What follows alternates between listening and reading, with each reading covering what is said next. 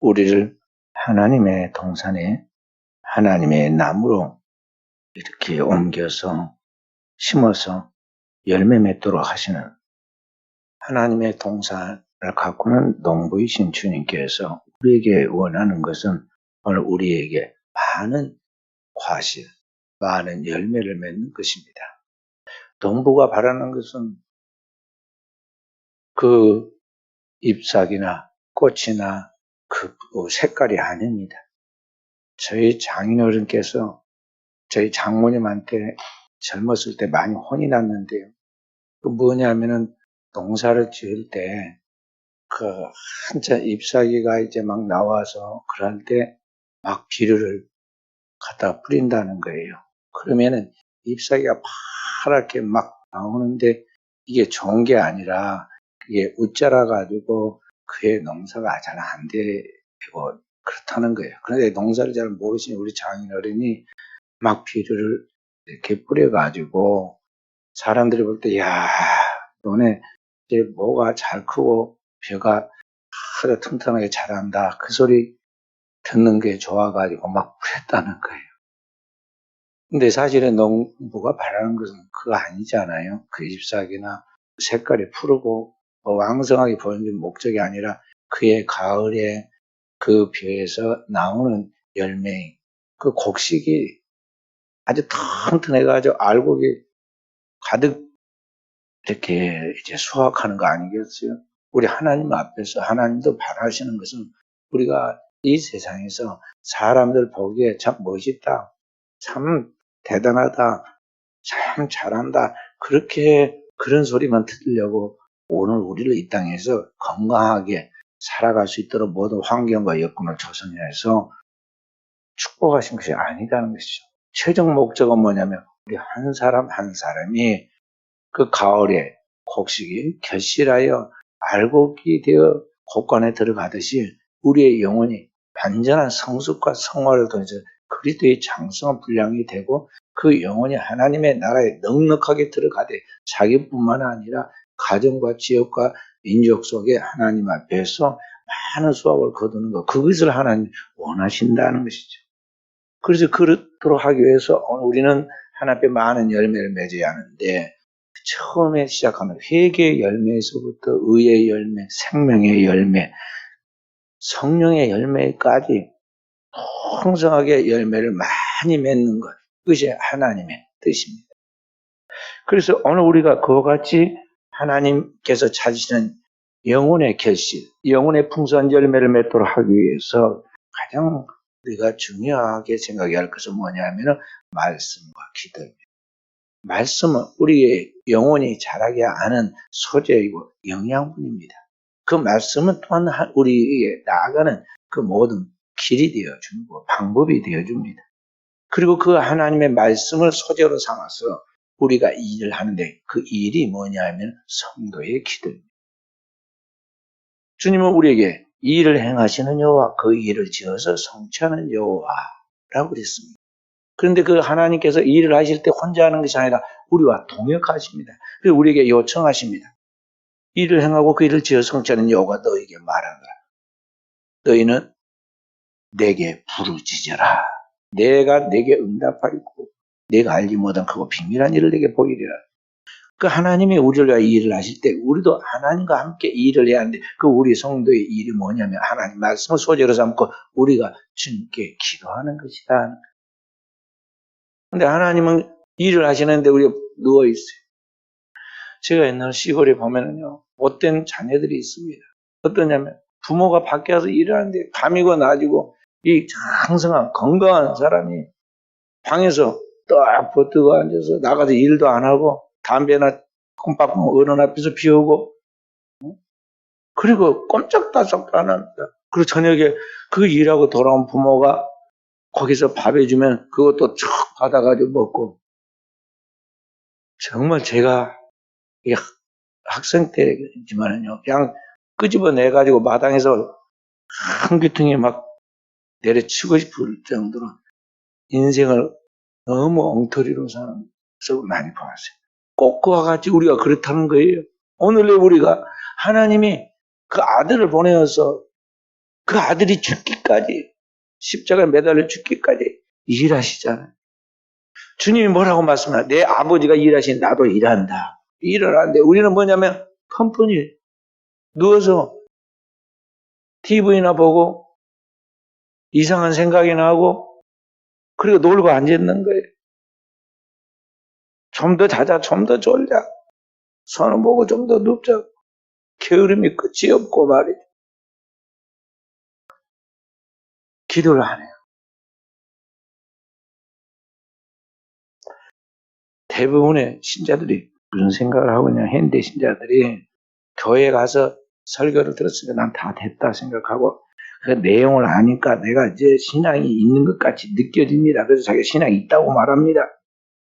그런데 실제로 그 하나님의 말씀이 자신의 내면에 들어와서 말씀이 육신이 되고 인격이 되어서 성령의 열매를 맺게 하는 데까지는 많은 기도가 그 안에서 축적되고 용해되고 그 말씀으로 분해되어서 완전히 새 사람이 되어야 돼요.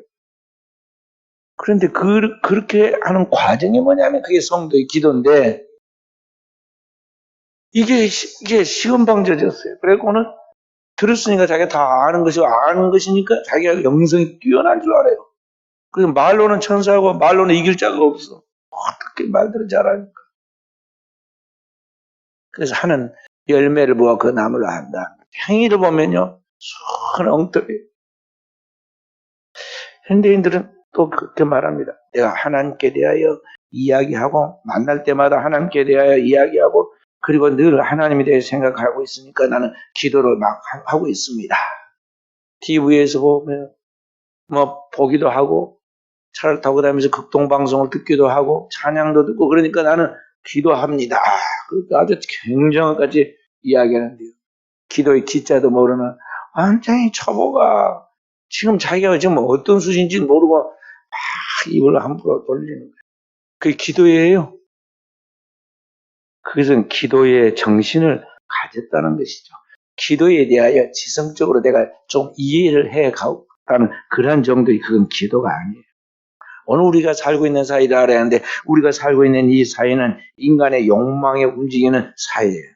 이 어둠이 지배하고 있는 이 세속 사회 속에서 우리가 하나님을 만나고 그 영혼의 하나님과 올바른 관계를 맺고 나아가서 하나님이 기뻐하는 삶을 살고 그 열매를 맺으려면요.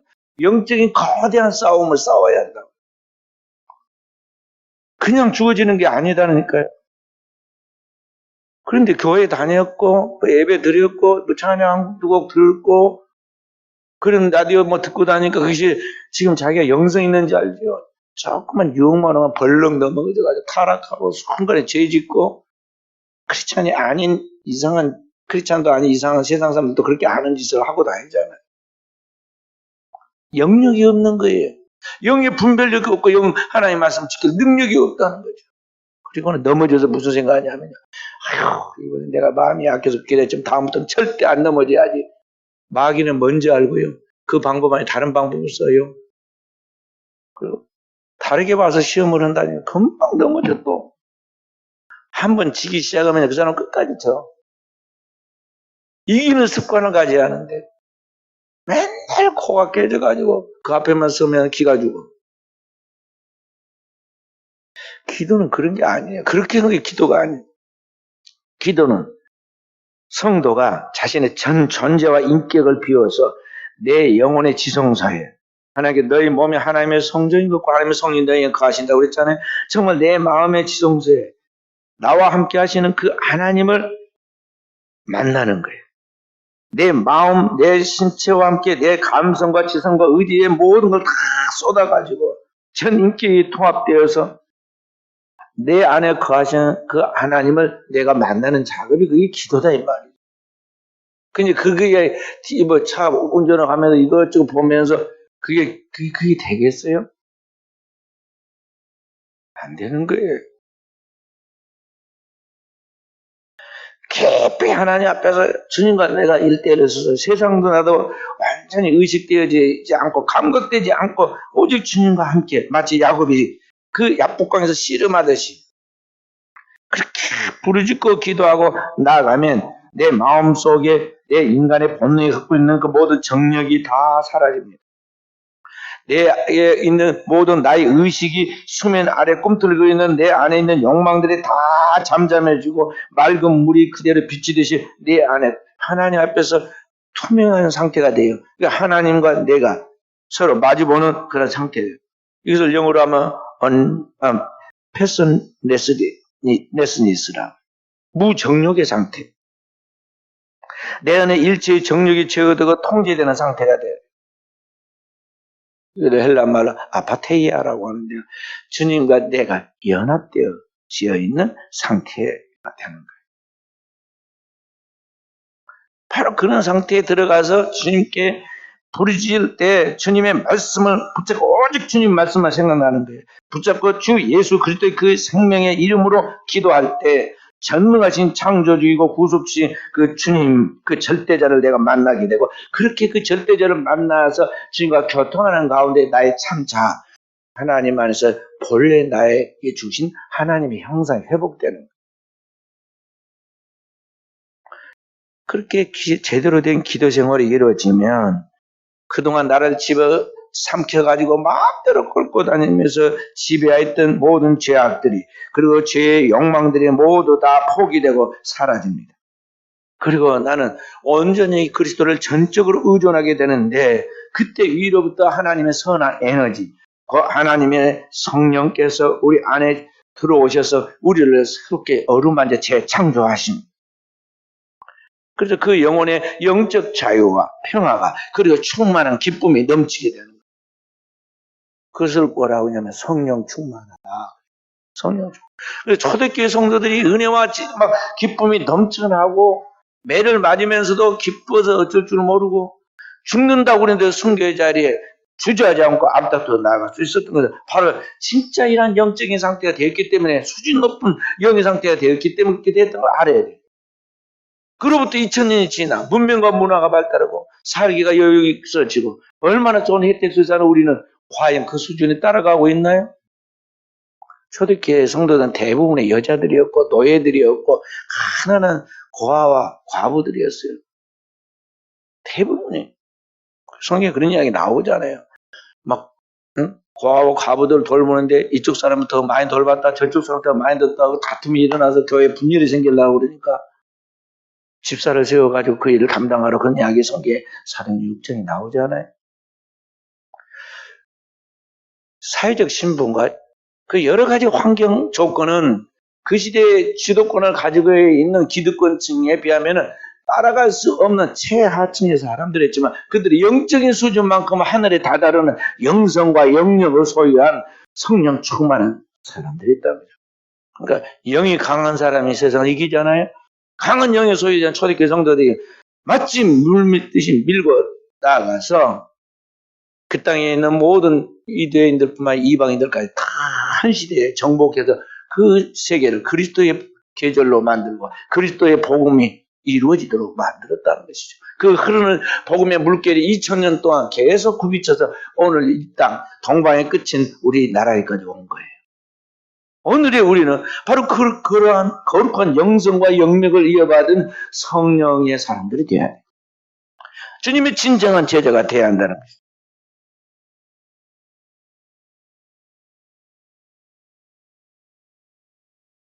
그러니까 그렇게 되려면 어떻게 하겠어요? 오늘 우리가 하나님 앞에 그런 하나님의 사람이 될 때까지 항상 기도하고 낭망치 말라는 주님의 말씀을 그냥 문자적으로만 듣고 마는 게 아니라 정말 그 삶을 그것을 내 삶에 도입해서 그대로 실천해야 돼. 당장 주님 앞에 삶의 최우선순위를 기도하는 데 두고 기도하면서 나아가라는 거예요. 그게 체질화되고 내 삶의 패턴이 돼야 돼요. 거룩한 경건의 습관이 되도록 해라는 거죠. 그래 않으면 순간 넘어지고 마귀가 따로 있는 게 아니에요. 하늘의 천사장이 순식간에 그렇게 기도 안 하고 교만하다가 타락해서 하늘로부터 내쫓기고 마귀가 된 걸 몰라요. 그 마귀 하는 일은 늘 자기 밥이 되어서 자기 같은 짓을 할 사람을 찾고 있단 말이에요.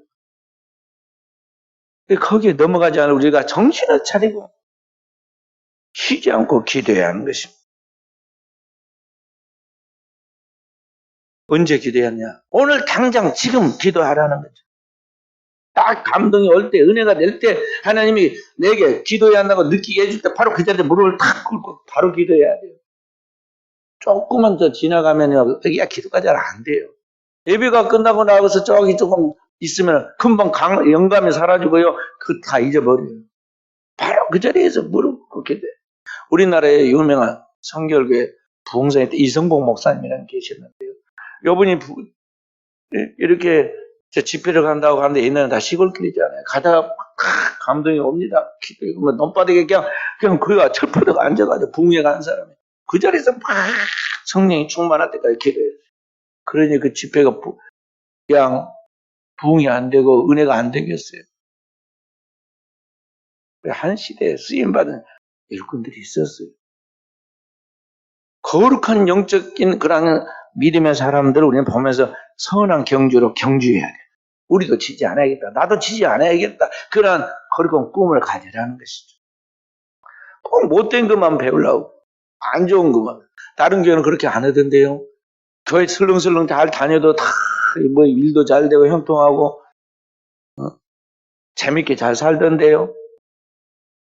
왜 해피하면 그런 걸 보냐고요. 세상에 많은 교회가 있다서 그 교회들이 다 성령 충만하여 주님께 속한 교회라고 볼 수가 없어요. 주님께 요한계시록에 보면은 서머나 교회를 이야기하면서 서머나 교회 너희 가운데 유대인의 회라는 것이 있는데 아니다. 사탄의 회라 그랬어요.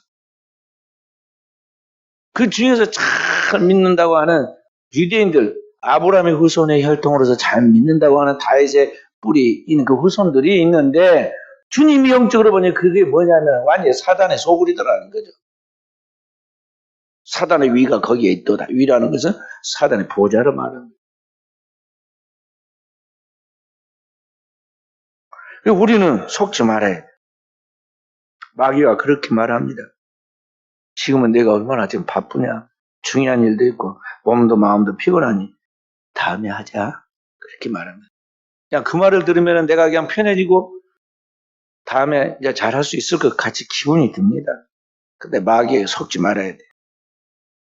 왜냐하면 현재라는 이 시간만이 내 자신이 소유할 수 있는 유일한 시간이기 때문에 그런 과거는 지나갔으니 나의 시간이 아니에요.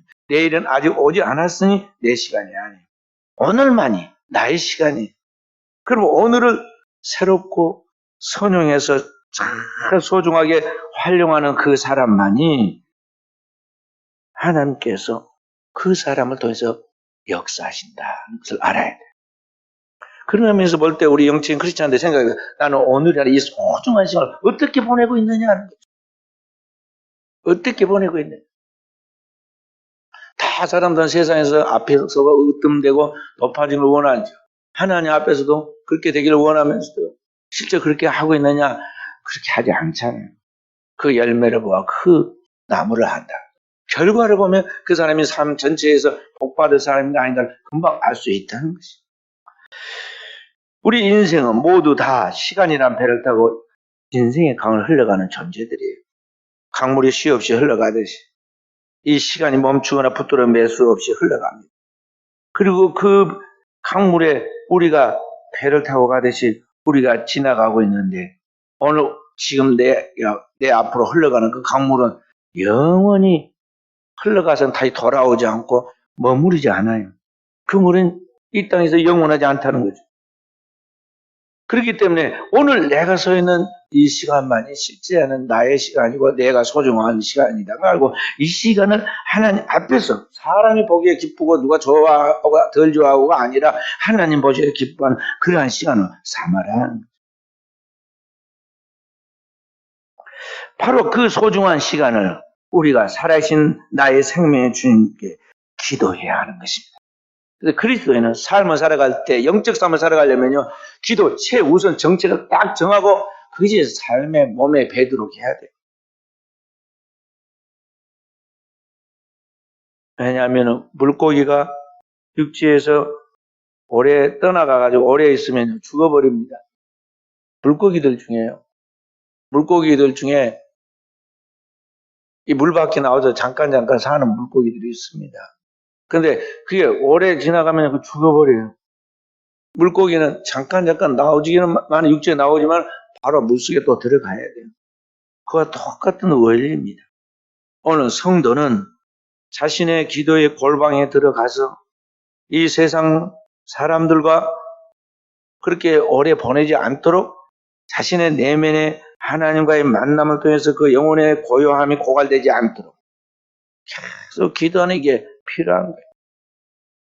너희는 골방에 들어가서 이렇게 기도하라 주님이 말씀하셨잖아요. 그 기도의 골방, 교회가 여러분의 기도의 골방이 될 수도 있고 다른 어떤 기도의 처소를 구분해서 또 기도할 수도 있지만 현대인들은 옛날처럼 뭐 산에 가서 산기도를 하거나 기도원을 찾아서 기도하거나 다른 어떤 것을 찾아서 기도를 안 하니까 최소한의 하나님 앞에서 주님의 몸으로 세운 교회에서 기도하는 것을 마지노선으로 생각하고요. 이 교회에서 자기 기도 자리를 정하고 깊이 기도해야 해요.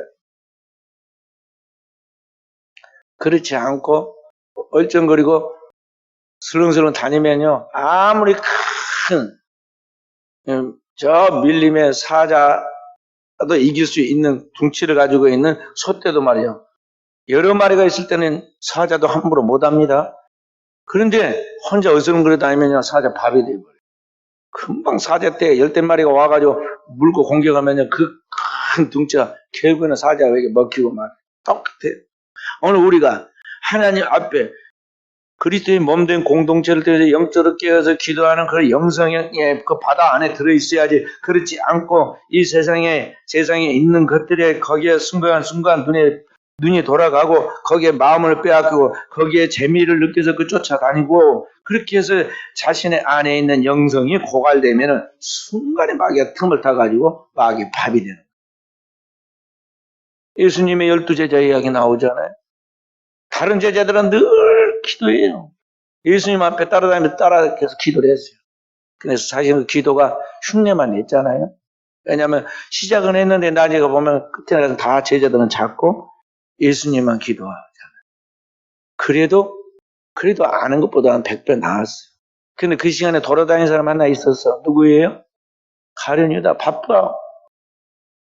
예수님 식사 준비해야 하고 우리 제자들도 밥 먹어야 하니까 가서 시장 봐야 하고 일해야 하고 뭐 해야 한다고 하면서 늘 들랑달랑하고 기도 자리로 빠집니다. 마지막 최후의 만찬의 자리에서도 머릿속에는 무슨 생각을 하고 있느냐면 어떻게 예수를 팔까? 엉뚱한 생각인데 그 생각이 단지 자기 생각인 것 같았지만 성경 말 마귀가 벌써 가룟 유다의 마음속에 예수 팔려는 생각을 넣었다. 생각이 마귀예요. 잘못된 생각이 딱 순간에 들어갔어. 그리고 끝끝내 그 생각을 버리지 않아. 주님이 계속 찌릅니다. 책망합니다. 그거 아니다 하는 거 알리려고. 너희 중에 하나는 마귀니다. 너희 중에 하나가 나를 팔리라. 지금 그런 생각 갖고 있는 사람은 가룟 유다밖에 없기 때문에 그 말할 때 찔린 사람은 자기밖에 없어. 그래도 못 깨달아. 끝끝내 못 깨달아고 뻔뻔하게 뭐라고 하냐면 다른 사람들이 다 물으니까 안 물으면 자기도 이상해져서 저니까? 저입니까? 하고 물었어요. 주님이 얼마나 어이가 없었겠어요. 내가 말하였느니라. 그리고 너는 틀렸다. 너는 끝까지 회개하려고 한 게 아니라 끝끝내 그 마음 갖고서 그래. 가서 네 할 일을 해라. 주님이 보내줘네. 근데 그가 나가니 밤이더라. 밤에 어둠에 사로잡힌 걸 주님이 허락해 준 거예요. 나가서 예수를 팔잖아요. 가르니. 근데 제자들은 어떻게 생각했느냐면요. 주님께서 내가서 내가 할 일을 하라 그러니까 알아듣기를. 제자들은 생각하기를. 아, 6월절이니까 예수님께 가룟 유다에게 뭐 일을 하라고 그런 건데 이 헌금이 지금 있으니까 이걸 가지고 좀 가난한 사람들 도와줘라 그렇게 보냈는가 보다. 그렇게 해석을 자기식대로 멋있게 했어요. 근데 그게 나가서 뭐 했어요? 예수를 십자가에 못 박고 돈 벌어서 자기 한몫 챙기 그런 궁리를 했잖아요. 그리고 그 영혼이 망하죠. 그러니까 이와 같이 우리가 기도 안 하면 어떤 사람도 예수님의 직제자라 할지라도 순간 마귀의 밥이 돼서 무너진다는 걸 우리가 알아야 돼. 그러니까 저 하나님의 보좌에서 시중드는 천사라 할지라도 땅에서 오늘 하나님의 교회에서 가장 가까이서 일하여 충성함까지 보이는 사람이라 할지라도 기도 안 하면 순식간에 마귀가 틈을 타가지고 마귀의 밥이 된다는 것을 알아야 한다는 거예요. 지난주에 말씀드렸던 마태복음 12장에 나와 있던 7 귀신된 사람 이야기죠. 처음에 하나님의 은혜를 받고 그 안에 있는 어둠의 세력들, 더러운 귀신들이 다 떠나오고 그 집이 비고 소재된 것 같이 사람이 참 정상적으로 잘 되었습니다. 그런데 거기에 안주해서는 안 되고 계속 하나님 앞에 기도했어야 하는데 기도 안 하니까, 영적인 충만한 상태로 무장하지 않으니까 마귀가 다시 돌아와가지고 그 속에 들어왔는데 처음보다 더 많은 7 귀신을 끌고 들어와가지고 그의 나중 형편이 처음보다 더 심하게 됐다고 그래요. 그 말씀처럼 오늘의 종말의 시대에 사는 우리들도 정말 하나님 앞에 깨어 기도하지 않고 이 세상 돌아가는 대로 세상 사람들 사는 방식을 쫓아서 유행 따라 환경 분위기에 따라 그런 문화의 그런 흐름 따라서 막 되는 대로 살면은 한없이 이렇게 되고 만다는 거예요. 그래서 마지막 때를 살아가는 종말의 시대의 사람들은요, 금과 은을 구하는 게 아니라 그런 건 스치는 식으로 돼야 해요. 따라와. 때가 되면 따라온다니까요. 시험에 들지 않도록 미리 영성과 영역을 기르는 게 중요하지, 안 따라올까 걱정하지 마세요. 실타래가 따라오듯이 다 따라오게 되어갖고 있어요. 벌레도 하나님 책임진다고 그랬어요. 공중에 나는 새 한 마리, 머리카락 하나, 다 주님이 책임지셔. 그 세상 사람들의 그런 사고방식을 따르지 말라는 것이죠.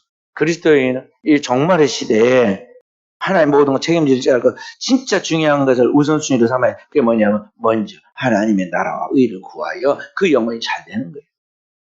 영적으로 살아가는 것이야. 이 종말의 시대에 어떤 마귀의 시험도 분별하고 그 마귀의 시험을 이길 수 있는 영성과 영력을 기르고 영적 지혜를 구하고 그런 가운데서 영혼이 잘 된 사람이 되라는 거예요. 그래야 자기도 살고 가정도 살고 만나는 모든 영혼들도 주께로 돌아오게 만드는 하나님의 역사가 이루어지게 되는 것입니다. 바로 그 하나님이 내게 하나님 무한한 축복 부어줄 줄을 기대하고 기다리고 기도하는 종들이 되어야겠어요. 하나님을 기대하라는 거죠. 그리고 그 하나님의 축복을 어느 때인가 분명히 쏟아지는데 그것을 기다려야 돼요. 그리고 그렇게 되어진다고 또 되어주겠다고 약속하신 그 하나님의 말씀을 의심하지 말고 기도해요. 북미에 이 칠레라는 나라가 있는데요. 칠레 북부에는 세계적으로 가장 건조한 사막 중 하나는 아타카마라는 사막이 있다고 해요. 그런데 그 사막에 사람들은요, 비도 잘 안 오는 사막인데 그 사막에 엄청나게 큰 호수를 만들었어요. 근데 가까이 가면 인공으로 만든 그런 저수지. 자연적으로 생긴 호수가 아니라 인공 이렇게 저수지를 크게 만들어요. 가보면은 물이 한 방울도 없어. 그런데 그 큰 저수지를 왜 만들어놨는가 하면은요, 비도 오지 않는 이 사막에 그 저수지를 만든 것은 뭐냐면, 아무리 비가 안 오는 사막이라도 몇십 년 만에 한 번씩 또는 언젠가 한 번씩은 큰 비가 온다는 거예요. 그래서 그 비를 받아 놓으려고 그 사막의 소중한 이 물을 모으기 위해서 이 큰 저수지를 그 비를 대비해서 만들어 둔다는 것이죠. 그리고 진짜로 어느 때가 되면요, 한 번씩 큰 비가 오는데 큰 비가 와서 그 도시 전체가 그 물을 사용하고도 남을 수 있도록 되어진다는 겁니다. 얼마나 믿음이 좋아요. 그리고 얼마나 그들이 믿음을 가지고 기다리는가를 볼 수 있죠. 하나님의 축복받는 사람들도 마찬가지예요. 하나님이 모든 생명을 이 땅에 보낼 때는 그 생명에 살도록 하세요. 하물며 하나님의 백성들에게는 하나님의 놀라운 축복도 하나님의 부흥도 하나님의 때에 하나님께서 큰 비를 부어주시듯이 부어주세요. 3년 반 동안 가물러가지고 비 한 방울 오지 않고 이슬도 내리지 않는 그 사막이었어요. 엘리야는 큰 비의 소리가 들리나이다 하고 아합왕에게 말했어요. 그리고 그 큰 비가 올 것을 믿고 기도하잖아요. 당장 쏟아지지 않았지만 7번 하나님 앞에 완전하게 기도하니까 손바닥만한 구름이 일어나는데 그게 큰 비를 몰고 와서 그때 3년 반 동안 가물었던 모든 대지를 적셔서 다시 새로운 생명의 회복이 일어나서 부흥이 일어나자. 그와 같이 오늘도 하나님께서 우리에게 하늘로부터 이와 같은 하나님의 성령의 풍성한 은혜와 하나님의 축복을 부어줄 줄 믿고 그 하나님 앞에 축복을 받을 그릇을 준비하게. 그리고 기도하고 기다려야 돼. 당장 눈 감고 5분도 안 되게 딱 뜨고는 왜 응답이 안 나타나는 거?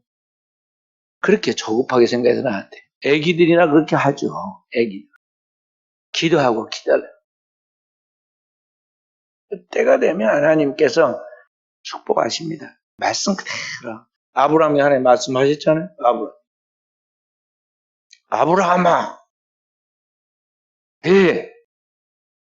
너는 복의 근원이 될 것이다. 천하 만민이 너로 말미암아 복을 받고 모든 민족과 열왕이 내 몸에서 나리라. 말씀은 그렇게 하셨는데 사실은 자기 몸에서 아들 한 명도 없잖아요. 그래도 하나님 말씀 믿고 순종해서 가라 오라 하신 대로 다 따라갔는데 약속했던 가나안에 와서도 10년을 기다렸는데 아이가 안 생기잖아요. 근데 하나님께서 밤에 다시 그를 부르십니다. 아브라함, 나 밖으로 나와봐라. 그래서 텐트 밖으로 나왔어. 하늘을 보니까 깜깜한 밤하늘에 거기에 빛나는 별들이 하늘 이께서 저 끝까지 총총히 박혀 있습니다. 바라보고 있는데 하나님께서 네 후손이 이와 같으리라. 그 별들이 전부 다 아브라함을 향하여 아버지 하고 부른 것 같은데 현실은 그건 아니잖아요. 아들이 한 명도 없어요. 그 다음날 주님께서 또다시 아브라함을 부르십니다. 높은 데로 올라가서 저 지중해 연안을 바라보아라. 바다 쪽을 바라보니까 넘실거리는 파도와 함께 바다 해변에 쭉 모래사장이 펼쳐졌는데 반짝반짝 빛이 납니다. 하나님 말씀하십니다.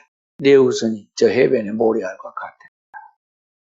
그 모래알들이 참 아브라함에게 아버지 하고 부른 것 같은데 현실은 단 한 명의 자녀도 주어지지 않자. 근데 성경은 뭐라고 말씀하시냐면 하나님이 말씀하신 아브라함이 이것을 믿었다 그랬고 이것을 믿으니 하나님 그 믿음을 의로 여기셨다 그랬어요. 순진한 어린아이처럼 나이가 적은 사람이 아닙니다. 아브라함이 75살에 부름을 받고 75세 그 문성을 들었으니까요. 85세면 적은 나이가 아니에요. 그런데 하나님의 말씀을 어린아이처럼 받아서 믿고 기다립니다. 나중에 그의 후손에서 100년 만에 이삭이 하나 나와서 우리가 잘 아는 대로 아브라함의 딱 하나의 혈통 이삭이 나오잖아요. 그 아들 이삭. 그리고 그로 말미암아 아브라함의 믿음을 가지고 이 땅에 믿는 열국의 모든 후손들이 나와서 저와 여러분까지 다 우리 후손들까지 아브라함의 믿음을 가지고 하나님을 찾잖아요. 그래서 아브라함이 믿음의 조상, 믿음의 아버지가 된 거예요. 그리고 오늘 모든 사람들이 다 아브라함을 천국에 가면 아버지라고 부르잖아요. 성경 보면 나사로가 죽어서 천국에 가서 아버지 아브라함 품에 들어가잖아요. 그렇기 때문에 오늘 우리는 그 하나님께서 말씀하신 그 말씀 1.1억이라도 틀림없이 다 그대로 이루어진다는 걸 믿고 기도해야 한다는 거죠. 그 하나님 말씀을 기대하고 그 말씀이 내게 이루어질 축복의 그릇을 준비하고 기다리면 하나님께서 하나님의 때 우리에게 축복하시는데 우리 당대만이 아니라 자손 만대까지 분명 하나님의 축복을 주시는 거예요. 그 하나님 앞에서 우리가 거대한 하나님의 움직임 그 흐름에 따라서 우리가 움직여야 돼요. 경망스럽게 인간적인 생각과 언어로 말하고 행동하고 조급하게 신앙생활을 하면 안 됩니다. 크게 큰 배, 거대한 군함은요 움직일 때 이 나룻배같이 철랑철랑 움직이지 않아요. 돌 때 큰 포물선을 그리고 크게 돕니다. 그래야 배가 안 뒤집히거든. 오늘 우리는 큰 군함처럼 그보다 더 큰 이 우주 같은 그런 마음과 신앙과 자세를 가지고요 하나님의 흐름을 쫓아서 영적 감각을 가지고 하나님이 어떻게 운영하시는가에 대한 하나님의 그 영적인 움직임을 흐름을 보면서 그리고 그러한 하나님의 흐름을 가르쳐 주시는 성령의 음성을 들으면서 오늘 우리가 그렇게 신앙생활을 해야 돼요.